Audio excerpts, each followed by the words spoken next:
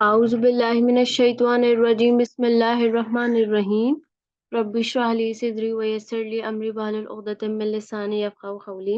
السلام علیکم۔ آج جو ہے وہ ہمیں جتنا بھی لیسنز ملتے ہیں سورہ نوح سے وہ ہمیں پڑھنے ہیں۔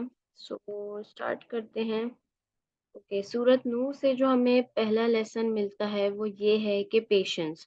نوح علیہ السلام نے 950 سال اپنی قوم کو جو ہے وہ ٹیچ کرتے رہے، ان کو تبلیغ کا کام کرتے رہے، ان کو دعوت دیتے رہے۔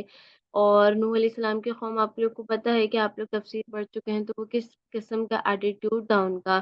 تو جس طریقے کی ان کو قوم تھی ان کے ساتھ جو ہے وہ ان کو دعوت دینا آسان کام نہیں تھا، اور 950 سال ایک بہت لمبا عرصہ ہوتا ہے۔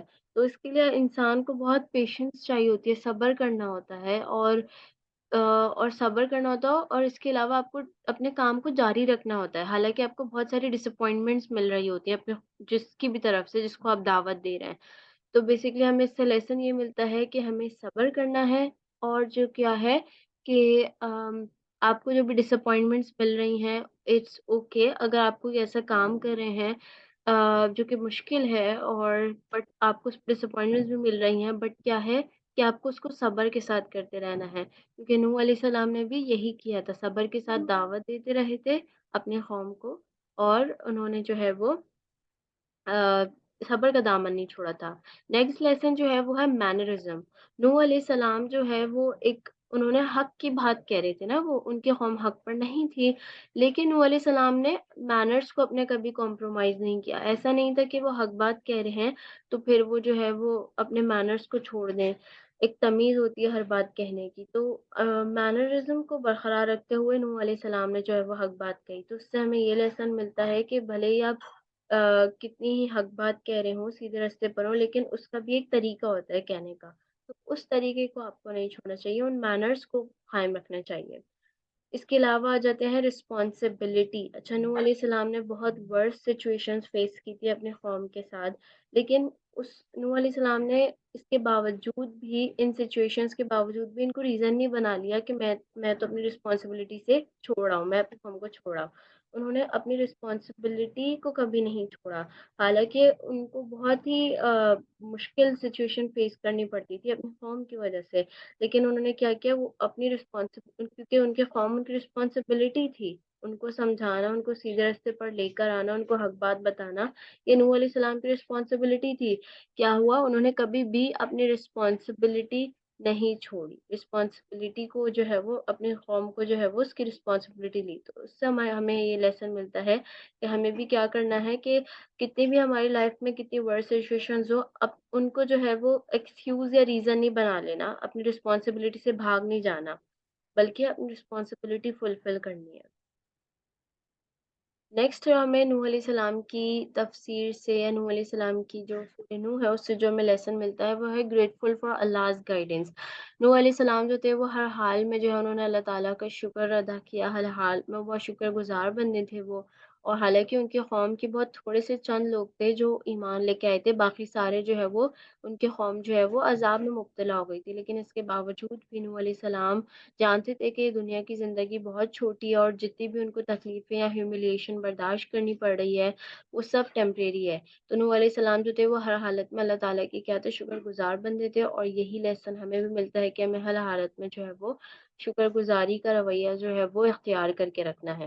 پھر ہمارے پاس آ جاتا ہے ایک اور لیسن جو ہمیں ملتا ہے، دعویٰ میتھڈولوجی، جو بہت امپورٹنٹ ہے۔ نوح علیہ السلام اپنی قوم کو ڈفرینٹ طریقے سے جو ہے وہ ان کی سائیکالوجی کے حساب سے ان کو دعوت دیتے تھے۔ تو ہمیں بھی اس سے یہ لیسن ملتا ہے کہ ہمیں کیا کرنا ہے کہ آپ کو دعویٰ کا کام کرنا ہے، کسی کو کوئی اپنی بات سمجھانی ہے تو وہ انٹیلیجنٹلی آپ کام کریں۔ کیا مطلب کہ آپ اس دوسرے بندے کی سائیکی سمجھیں کہ اس کو کس طریقے سے کیا چیز بہتر سمجھ آ سکتی ہے، تو اسمارٹلی آپ کو جو ہے وہ کرنا ہے کام، جس طریقے سے نوح علیہ السلام نے کیا، وہ انٹیلیجنٹلی اور اسمارٹلی اپنی قوم کو دعوت دے دیتے، ان کی نیڈس کے حساب سے ان کو ایڈریس کر دیتے۔ سو سیم گوز فار اس، اگر ہمیں اپنی کوئی بات کسی دوسرے بندے کو سمجھانی ہے تو ہمیں انٹیلیجنٹلی کام کرنا ہے، اس بندے کی سائیکی سمجھنا ہے، اور یہ بات سمجھنا ہے کہ کیا چیز میں پک کروں گا یا کس چیز سے میں سمجھاؤں گا تو اس کو بہتر سمجھ آئے گا۔ اس کے بعد ہمارے پاس آتا ہے ریپینٹنس، یعنی کہ اگر کوئی شخص جو ہے وہ हमें दूसरे लोगों को एनकरेज करना चाहिए कि अल्लाह ताला उनके भी गुनाह बख्श देगा, उनको फॉरगिवनेस की तरफ लेके आना चाहिए और उनको एनकरेज करना चाहिए। किसी को भी उसके सिंस की वजह से ये नहीं बोलना चाहिए कि तुम्हारे गुनाह तो ऐसे हैं कि अल्लाह ताला माफ़ नहीं कर सकता। तो ये एटीट्यूड बिल्कुल ही गलत है, जबकि नूह अलैहिस्सलाम की कौम जो थी वो बहुत गुनाह में मुब्तला थी। लेकिन नूह अलैहिस्सलाम कंटिन्यूअसली जो है वो उनको यही बात और यही इसी चीज़ की तरगीब देते हैं कि तुम अल्लाह ताला से माफ़ी माँगो, वो तुम्हें माफ़ कर देगा।